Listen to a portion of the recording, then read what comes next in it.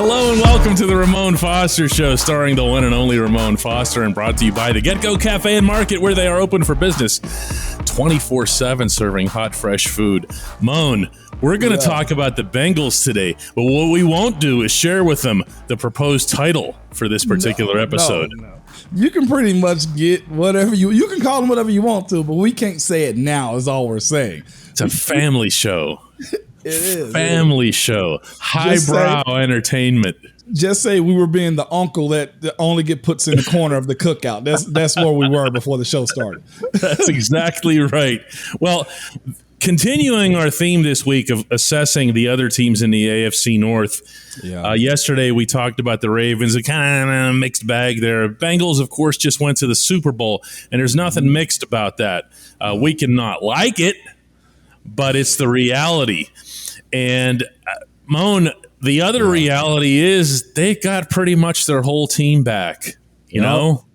They do. They got the right spots of veteran guys also, with guys like DJ Reader, Michael Thomas, our guy, man, Mike Hilton. I mean, think about that side of it. They got a very veteran running back also, and Joe Mixon. And we're not even talking about the other Joe on their roster that is Joe Burrow. I mean, Trey Hendrickson. You go across Sam Hubbard. They have a good balance of a lot of youthful talent. And I almost hate to just go down this rabbit hole of talking good about them. But they have a really good pool of good youthful talent with a lot of veteran experience also. And they had a bunch of cap because they have a young, underpaid, rookie, dynamic quarterback. We can say that, can we not? We definitely can. We can say that. So they're afforded that ability to go out and get a bunch of free agents. That DJ Reader is the highest paid nose tackle in the league right now. And like you say, go get a guy like Trey Hendrickson. Well, that's because they actually hit the jackpot with Joe Burrow. So they're afforded these type of things. They have some in-house wide receivers that are damn good. They just really do. Jamar Chase, T. Higgins. I mean, let's think about what they have in front of them. And again, we mentioned the running game. Yep. And Tyler Boyd, cannot forget him. I almost feel bad about doing that. Tight ends, they have that also. So this is where I want to jump in with the tight ends, because they 21 out of their 22 starters from the Super Bowl are back. The only exception to this is CJ Uzomah, who was a really good player for the Bengals. And I know Cincinnati fans are trying to underplay this because they brought in Hayden Hurst. Right. I almost have to recuse myself from any conversation about Hurst because I know him and I know his family and are really grown to love the kid over the years. Lots and lots of respect for him, what he's gone through, the way he's spoken up publicly about it.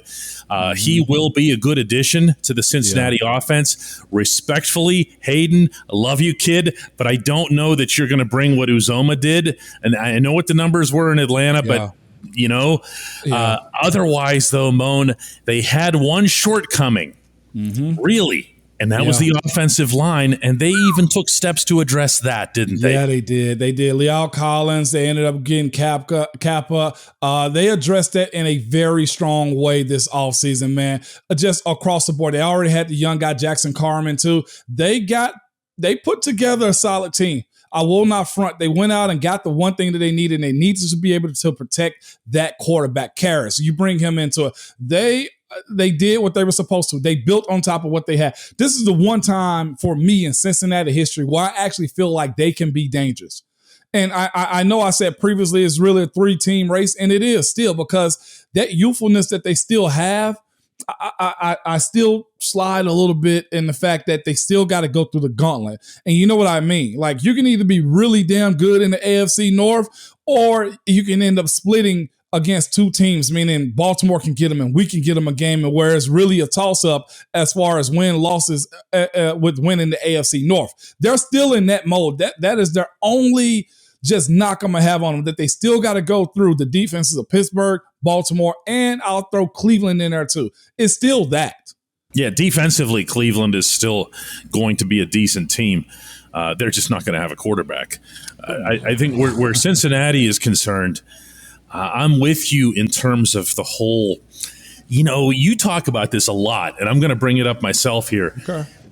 You're now painted with a target, okay? The Bengals aren't showing up anywhere anymore.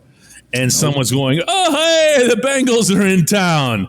That's not going to happen. They are now going to be something of a measuring stick, and they're going to get everybody's best games, not just in the North. They're going to get it everywhere they go, because now you're going to be the team that's taking on the AFC champs. So I think that's going to make a difference. But I gotta come back to this offensive line thing, because it's one thing for the Bengals to go out and get a couple of guys. Yeah. Okay. But the last time we saw them on a football field, this offensive line wasn't below average. It was bad. Okay. Yeah. The last time we saw the Bengals, the last snap we saw was Aaron Donald chasing Joe Burrow, and it was, and it's and it was not even difficult for him, And I just don't know how much better they're going to get at that position, because if they didn't, then Burrow doesn't matter, because he's going to spend half the game on his back again. Mm-hmm. And you know how I view this too, as far as Leal Collins go. They're, I'm guessing their predicted starting right tackle. Dallas didn't want to sign him back. If he was that guy, I think they'd at least put their hand in the pot as far as trying to retain him. That's not to say that Dallas wasn't just ready to move on. I get that. That's the business side of making those type of decisions. But they had to fly him in and really kind of convince him to be signed. And the same woes that I speak about as far as the Steelers with that offensive line. People asking the question, well, we spent as much money we ever have before as far as the offensive line. You have some good pieces. I still think it's going to take time for them to get adjusted. Leal Collins, I liked him, didn't love him as far as just saying, he was all pro or whatever you want to call it at that position. I think it's better than it was last year. Again, they gave up a crap ton of pressures. They gave up a crap ton of sacks when it came down to protecting Joe Burrow. So he's got to watch himself as far as getting out of the pocket also. But that group, the same way I'm charging the Steelers offensive line to get it together as fast as they can, they got to do the exact same thing. The one fatal flaw that the Bengals have, and it's a potential flaw at that, is the obvious, which is Burrow getting hurt. Yeah. And to not have somebody, to not have that assurance up front. And like you said, we can talk about the Steelers offensive line. Ooh, they spent all this money on James Daniels and Mason Cole and kept Chooks and everything. It doesn't matter until you get until it done. You pull it together. And again, defensively, they have a really good side of the ball too. The front line is solid. I question the linebacker core a little bit the same way I kind of question it with the Steelers as far as when they're going to get it together. But just in general, the back end and the front end of what Cincinnati has can cause trouble for you. They really can. They can get to the quarterback. The addition of Trey Henderson has been huge. And then just having the run stopper of DJ Reader. And they also re-signed BJ Hill to a 3-year, $30 million deal. They're just not handing that out. You know what I'm saying? So they got to get their safety signed for sure as of real soon as far as his deal go with Jesse Bates. A lot of great things. We've seen Mike Hilton produce there. Cincinnati, if we were to rank them, and let's just be completely honest, I don't know where 2 and 3 is going to fall as far as Steelers and Baltimore. I would put Pittsburgh ahead of them, but of course we got to see what the quarterback position is going to look like. But Cincinnati, they are the bullseye right now as far as the North goes. And they've been there before, but this phase feels a little different. Yeah, this isn't built on Vontez ending people's careers. This is built on a genuinely good football team. When we come back, what were we going to talk about again? Do you remember? It was a bunch of everything. It's going to be football related. Yeah, we'll talk about something when we come back, man. All this pressure.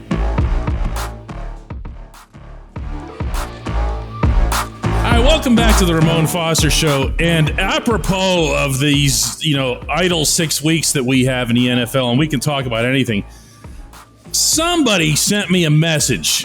Uh-oh. They were upset about my having mentioned Tom Brady in any capacity. How can you mention Tom Brady? Is this a Steelers show or not a Steelers show? Okay. Oh.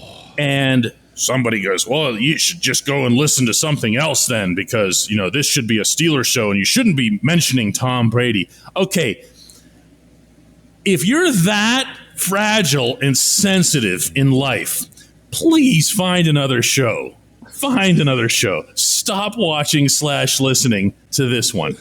Second, Moan, can you handle the mention of Tom Brady? He cost you trips to the Super Bowl. He did. I can handle it. And this is, okay, so the thing about that is we are very Steelers-centric. That is the most obvious thing ever. But it would be, I ain't going to say idiotic, but it'd be silly not to mention and talk about your opponents and what they've done and how they went about it. Therefore, as a fan, you either know what to expect. And can I pull back the curtain a little bit, DK, because it is the Ramon Foster Show?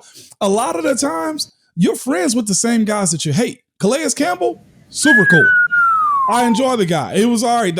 There's a bunch of guys that Malik Jackson, who was a terror to us when he was in Denver and when he was with the Jags, that beat us, okay, when we had home field advantage.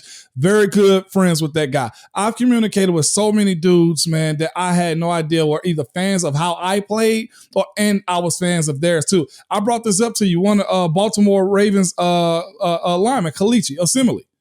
He was a guy that played on that Super Bowl team. I had a buddy of mine that was out in L.A. with, just so happened to be around him. He was like, yeah, man, my frat brother Ramon Foster. He was like, you know him? And Kalichi, who's a Baltimore Raven, arch rival of ours, had him FaceTime me just to say, hey, man, I love the way you play. I love this. It is truly a fraternity.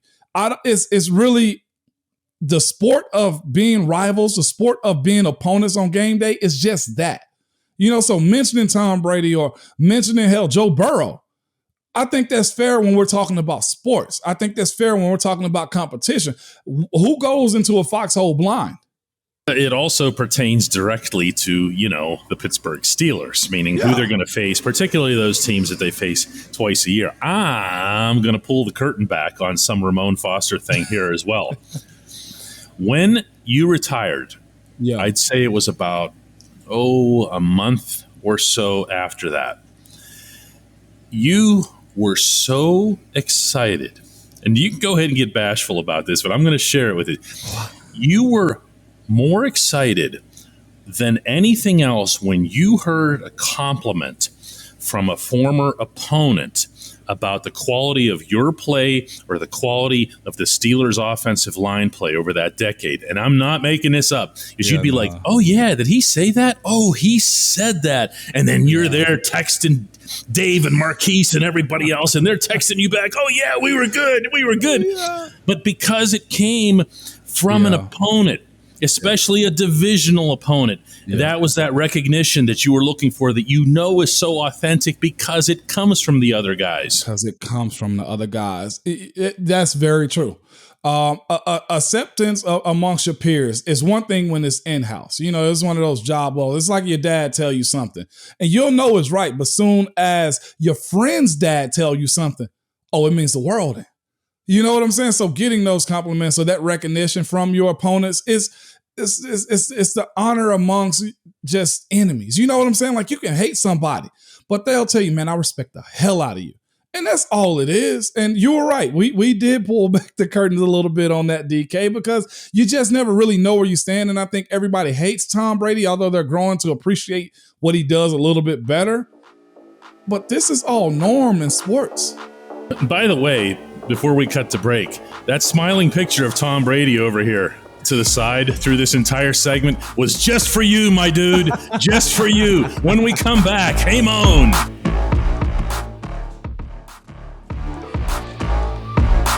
Welcome back to the Ramon Foster Show. It's time for the Hey Moan segment, and we got a good one today from Joe, who says, hey, Moan, that show you and DK had last week had me in tears, the one about the Browns and Deshaun Watson. I can't wait until Wednesday's show, that, of course, being our Browns episode, as promised. And since you're talking AFC North this week, can you talk about how the team ownerships in the North are viewed from a player's perspective? In other words, when you talk to players from the Bengals or Browns, do you all openly acknowledge or goof on the bad situations the players those teams have been in?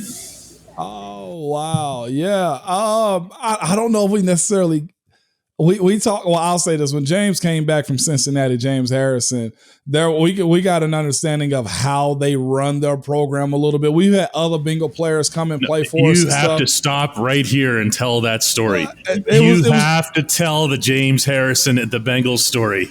It's just, he was just saying it's different, not necessarily the ownership, but expectation of stuff, like the standard for stuff. Like, at some places, you're just a product. You're there just to do the job and go home. One of the things that was notorious that we had heard about before he went there, and he just kind of confirmed to us, was they don't get real eggs unless they win.